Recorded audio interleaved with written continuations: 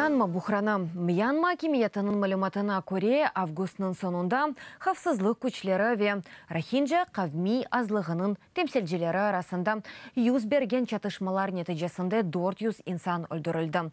Рахинджаларының айтқанына бинайын есе бинлерже инсан өлдірілді. Ақиқатын не олғаны ве Мьянмада мұсылманларының өлдіруі себебі ақында бізім левхамызда екеетілі.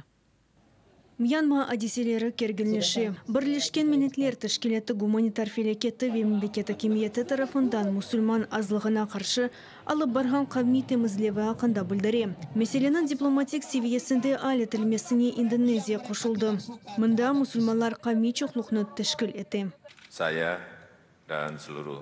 Шақсен мен ве Индонезия халқы Язықсынамыз ве Мьянманың Ракхайн штатындаки зұлымны такбих етеміз. Мақаны муайен әрекетлер еле чізмек керек, тек тінтқатыледі гіл.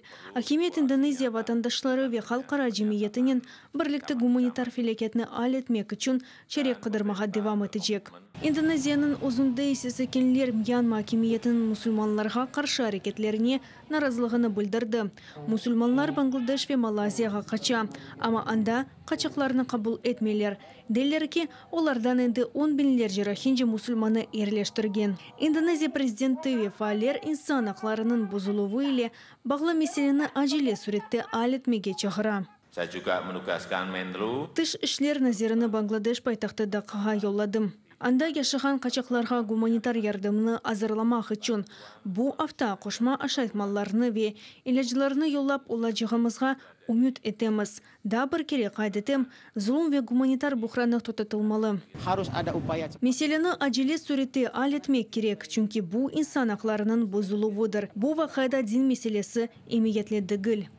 Шымділі құқық қорғаушыларының мәліматына көре Мьянма акимиеті халықара тәшкилатларына территориясына кірсетмей. Шу жүмледен Ракхайн штатына мұнда мұсылманлар чоқлықны тәшкіл етті. Мемлекет акимиеті экстремизм иле көреші ақанда иляныты. Дүнге топлылығы БМД қавсызлық шурасының топлашуына беклей. Анда қамин негіздегі чатышмаларға қаршылық қарары алынмалы. Вадим Крамер, Евгений Верещака, Мавилия Гяева, ЮАТВ.